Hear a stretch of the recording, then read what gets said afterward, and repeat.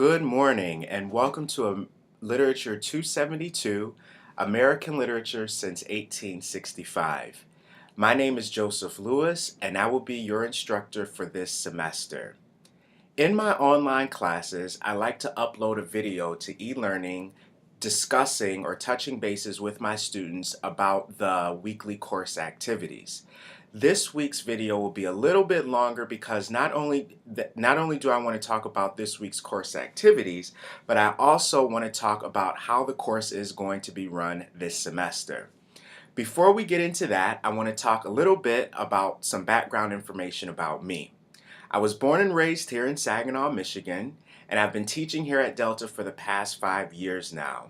I teach courses in developmental writing, Composition 1, Composition 2, of course, American literature, African American literature, and literary analysis. I love to travel. I've been to countries such as China, Morocco, and England. And I also love all types of films, but my favorite types of films are horror films. So anytime you want to come by my office and geek out with me about horror films, I'm totally available. So now let's talk about the course. If you go on eLearning, you'll find that everything that you need to know about the course will be uploaded to eLearning on a weekly basis. I will upload these videos along on the announcements page, and then everything that you need to know in regards to completing the weekly activities will be under the course content section. Now, I want to touch bases on a couple of things in the syllabus. So let me pull that up right now. Now you'll find the course syllabus in the content section on eLearning. Before you do anything, make sure that you read the course syllabus carefully.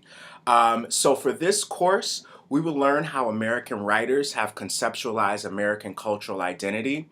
We'll also explore social and literary movements such as realism, regionalism, modernism, and postmodernism, and we'll see how these literary and cultural movements have given rise to the American creative mind. Like I said before, we will be using the Bedford Anthology of American Literature. I've used this book in both my face-to-face and my online classes, and this book is especially good to use in online classes because it's highly engaging and very interactive. So for instance, you're not just going to read biographical sketches about authors and read their work, but you'll also get a social historical context in which the work is written. So if you flip through the book, you'll notice that you'll have there'll be timelines in the book, historical timelines to give us a historical context of the writers of that time.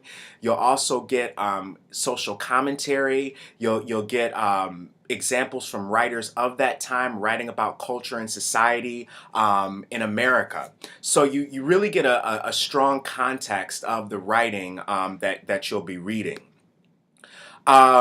If you go through the syllabus, I also discuss the major course assignments along with the test. You'll have 3 major papers over the course of the semester, and you'll also have 3 tests. The major papers will be uploaded in the Dropbox on eLearning. You'll have approximately 5 business days to turn in your paper. So I like to allow an opportunity for students to turn in their paper more than once, gain feedback from me, and make revisions before the final turn-in. For your test will be open note, open book, and they'll take place on eLearning as well, and they'll all be multiple choice. The dates for the papers and the tests are all spelled out in your syllabus. In regards to communication, because this is an online course, the best way to contact me is through email. If you contact me after 5 p.m. on Friday, I might not be able to get back to you on Monday, but I do the best that I can to try to address your emails as soon as I get them. You'll read on the syllabus about discussion boards. I like to use discussion boards as a form of attendance. So in terms of the discussion boards, your active participation in the discussion board will serve as your attendance. Even though your participation won't directly impact your grade, I find that students find that using my discussion boards is extremely helpful, because this is when they're able to really understand and get a greater sense and clarity of the course materials. And this is where I try to capture that in-class face-to-face discussion. So on the discussion boards, things are pretty informal, and I don't really like to give grades for them, but I do give you attendance points for participating. In terms of the schedule of the course, I have on the syllabus, I have at the end, I've given you a course schedule. So throughout the course, at the beginning of this semester, we're going to talk a little bit about realism and naturalism, and this idea of writing American lives. We'll move on to modernism and postmodernism throughout the course of this semester.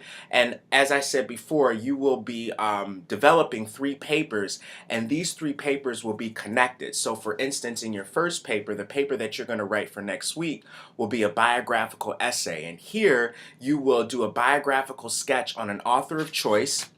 And that author has to come from the textbook. It can be from any period that you would like, but you have to do a biographical sketch on this author, but you also need to make a personal connection to the biography of this author.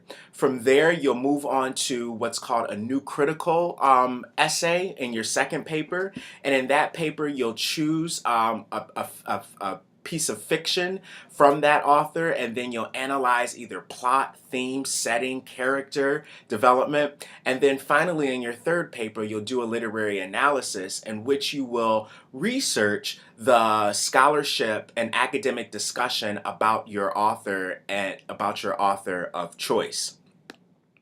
So if you have any questions, comments, or concerns about how I run the course over the semester, please feel free to ask. Not only do I provide opportunities for you, not only can you email me, I should say, but I also set up a discussion board every week for questions. So if you have a question about what's happening during the week, you can post that question to the discussion board.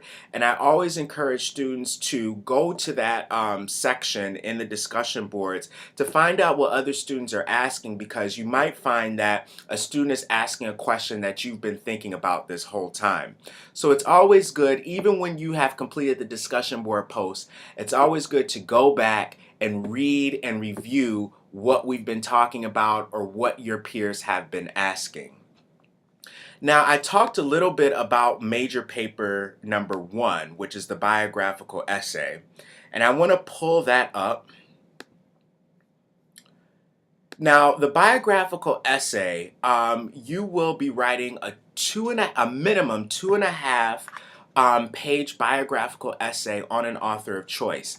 As I said before, you can choose any author in the book. It doesn't matter the period, as long as the author is mentioned in the book.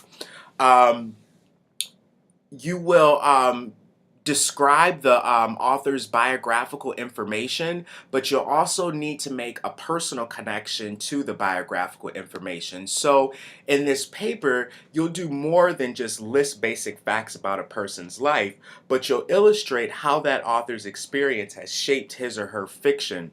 And most importantly, you need to make that personal connection to the author. So for instance, we'll read about Charlotte Perkins Gilman and her short story, The Yellow Wallpaper, this week.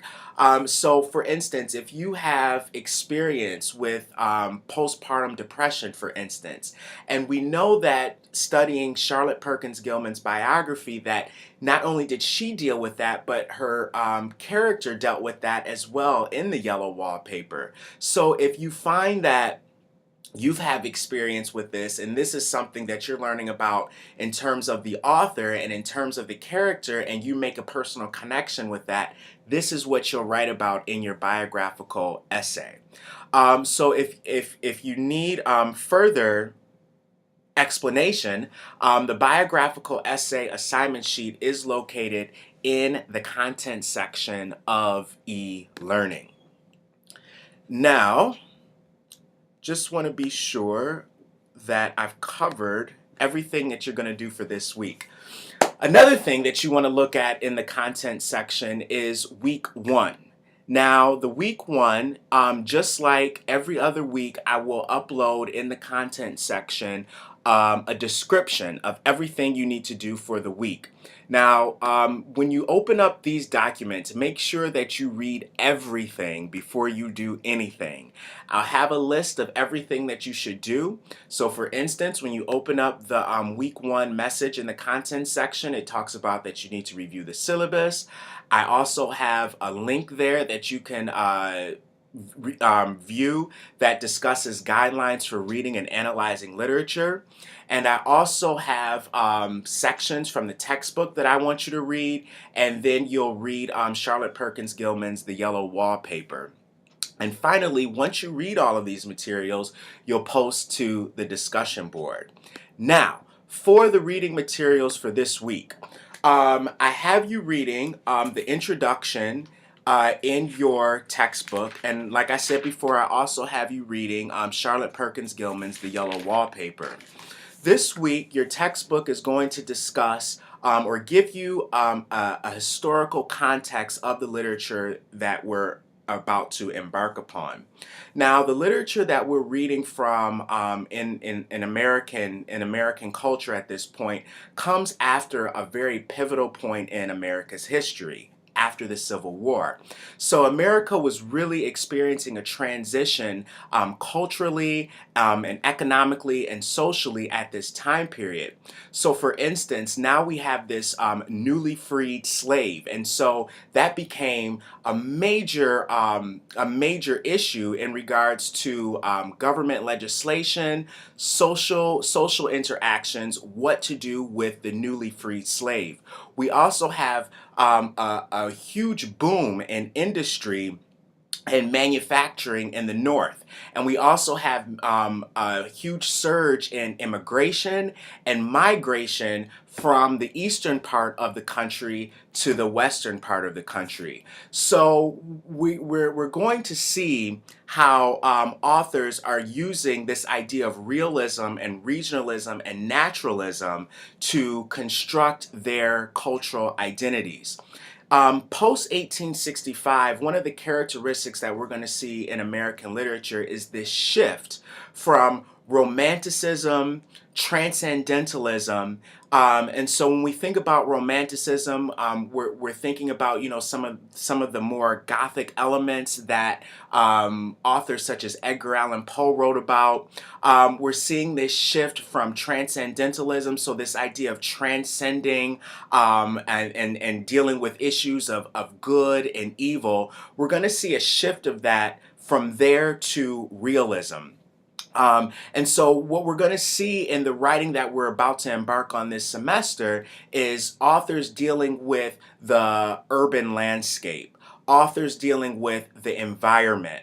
And we're going to also see how authors deal with writing about their identity, writing about their cultural identity. So you'll read in this section how writers made this shift post 1865 to realist themes to regionalist themes. And when we think about regionalism, we're thinking about the characteristics of a culture. So for instance, Mark Twain was famous for capturing this regional identity and writing about the characters. I'm sorry, writing about people in his particular living space. We'll also see this rise of naturalism. For instance, Jack London, American author, who wrote about how one's environment shapes a person's identity.